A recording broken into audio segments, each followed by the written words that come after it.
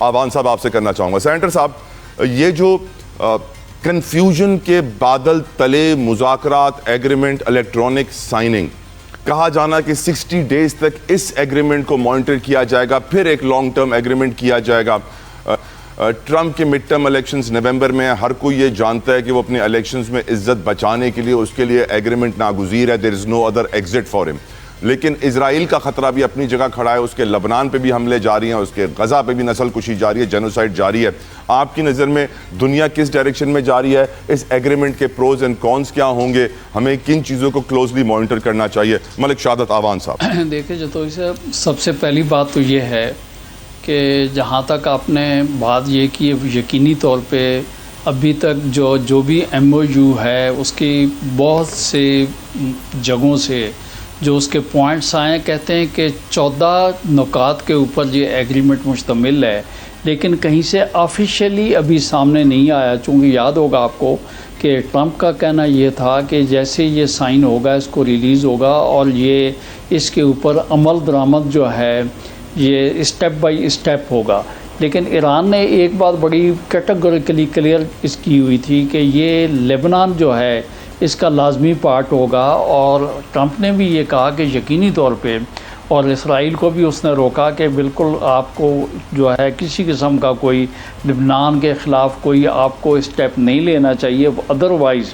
تو امریکہ یہ سمجھ چکا ہے کہ ہمیں اس جنگ میں جو ہے نیتن یاہو نے دھکیل دیا ہے, اور اس کے بعد جو ہے اگر امریکہ اس سے نکلنے کی کوشش بھی کر رہا ہے تو اب وہ اس میں مختلف قسم کے روڑے اٹکانے کے لیے یہ والا جو ہے لبنان کے اوپر اٹیکس وغیرہ اسی وجہ سے ہو رہے ہیں. چونکہ ایران نے تو کیٹیگوریکلی یہ کہہ دیا ہے کہ ہماری بات یہ ہے کہ اگر یہ ہوگا تو بالکل مکمل طور پہ ہوگا, اس طریقے سے نہیں کہ ہم جو ہے یہاں پہ ایران والے جو ہیں اپنا معاہدہ کر لیں اور لبنان والے اسی طریقے سے, غزہ والے اسی طریقے سے جو ہے وہ پستے رہیں.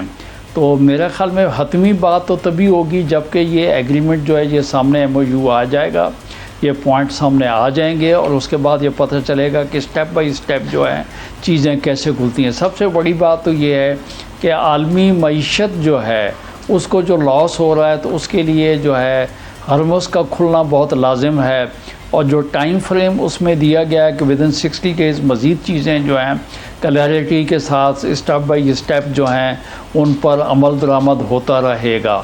تو اب دیکھنا یہ ہے کہ کیا جو ان کے فنڈز رکے ہوئے تھے وہ سامنے کتنے عرصے میں آتے ہیں, کس طریقے سے ریلیز ہوتے ہیں. اس کے علاوہ ان کی جو تباہی و بربادی ایران میں ہوئی ہے اس کی بحالی کے لیے جو فنڈنگ ہونی ہے اس کا طریقہ کار کیا ہوگا. ایک بات خوش آئیں ضرور ہے کہ آپ یہ خود دیکھ لیں کہ اس نے 47 سال سے ایک چیز جو ہے وہ بالکل تعطل کا شکار تھی, اور اگر وہ ایک اسٹیپ آگے بڑھا ہے ٹیبل کے اوپر بیٹھ کے انہوں نے کسی چیز پہ ایگری کیا ہے تو میرا خیال ہے بہت بہتر ہے کہ دنیا جو ہے تیسری عالمی جنگ سے جو ہے دنیا بچ گئی ہے. آوان صاحب بہت سارے ناقدین کی یہ رائے ہے کہ پاکستان کو یاد رکھنا چاہیے کہ ہمارا دین ہمیں سکھاتا ہے, نبی کریم صلی اللہ علیہ وسلم نے ہمیں سکھایا ہے کہ نیکی ایک ہاتھ سے کرو تو دوسرے ہاتھ کو پتہ نہ چلے, اور وہ بڑے بھی کہتے تھے کہ نیکی کر دریا میں ڈال. ہم نے بڑی نیکی کی ہے 2 لوگوں میں صلح کرانے میں, 2 گروہوں میں صلح کرانے میں, لیکن ہم کچھ زیادہ جشن منا رہے ہیں, کچھ زیادہ ڈھول پیٹ رہے ہیں, کچھ زیادہ خوش آمد کر رہے ہیں. ان لوگوں کو آپ کیا جواب دیں گے آوان صاحب؟ دیکھیں میں آپ کو بتاؤں کہ یہ ہم نہیں بلکہ پورا میں سمجھتا ہوں کہ پوری اقوام عالم جو ہیں اس میں یہ ایک بات ہے کہ یہ جو کام پہلے کہیں اور ہوا کرتا تھا وہ پاکستان میں ہوا. یقینی طور پہ اس میں ہمارا پاکستان کا رول اس لیے بھی لازم تھا کیونکہ ایران کی سرحد ہمارے ساتھ لگتی ہے, ہمارا اسلامی ملک ہے, اور اصل بات یہ ہے کہ جو اسرائیل کی سازش تھی کہ جو اسلامی ممالک ہیں تاکہ ان کو آپس میں لڑایا جا سکے, اور پاکستان کا یقینی طور پہ ہمارا جو ہے وہ یہ مفاد اس میں یہ تھا کہ مسلم ممالک کم از کم آپس میں جو ہے آمنے سامنے دو بدو نہ آئیں, اور اس میں کامیابی ہونے کا مطلب یہ ہے کہ اسرائیل کی ناکامی. اور بات یہ کہ میں سمجھتا ہوں کوئی ایسی یہ بات نہیں ہے چھپنے والی, یہ تو 2 نیشن کے درمیان ایک اگر ٹریٹی ہو رہا ہے تو we should all be وہ proud of ایسا it. نہیں ہو سکتا کہ جیسے دو بھائیوں کے درمیان لڑائی ہونا کوئی اور بات ہوتی ہے. دو بھائی تو تھے ہی نہیں, یہ تو دو قومیں ہیں. یہ تو انٹرنیشنل ٹائپ کا جو ہے ایک ڈسپیوٹ اور وار تھی, اور اس کو رکوانا جو ہے اور اس کو جو ہے ہمیشہ کے لیے بند کروا دینا اور جھگڑے کا آگے نہ بڑھنے دینا, اس کے لیے میں کہتا ہوں کہ وہ جنگ جو کہ آئندہ لڑے بغیر اختتام کو پہنچ گئی ہے, تو اس کے لیے اگر ہم فخر کر رہے ہیں اور اس میں ہماری فورسز نے ایک رول پلے کیا ہے, ہماری حکومت نے اس میں ایک رول پلے کیا ہے. رائٹ سر, بالکل ٹھیک آوان صاحب, بالکل ٹھیک آوان صاحب, پوائنٹ ٹیکن. احمد اویس صاحب, آپ سے پوچھنا چاہوں گا کیونکہ اب سے تھوڑی دیر پہلے مجھے یہ خبر بھی نظر آئی کہ چند گھنٹوں میں فیصلہ ہوگا کہ جنیوا میں مل بھی رہے ہیں یا نہیں. میں کنفیوز ہو گیا.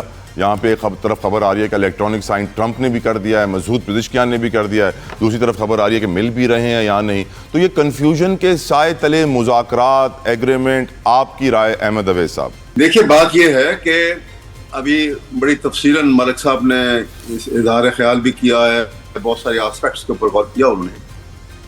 میں یہ آپ سے کہوں کہ دیکھیے یہ جنگ جو ہے نا, یہ اس میں کوئی شک نہیں ہے کہ اسرائیل کے انیشیٹو کے اوپر ٹرمپ کو دھکیلا گیا, اور وہ ایسے اتنی بڑی سپر پاور کے پریزیڈنٹ ہیں, بغیر سوچے سمجھے انہوں نے, بغیر ریپرکشن کو سوچے اور پار انٹاکسینیشن کے اندر طاقت کے نشے میں انہوں نے کہا کہ اتنی بڑی ورلڈ سپر پاور, اتنی بڑی طاقت اسرائیل نے ساتھ لگا ہوا ہے.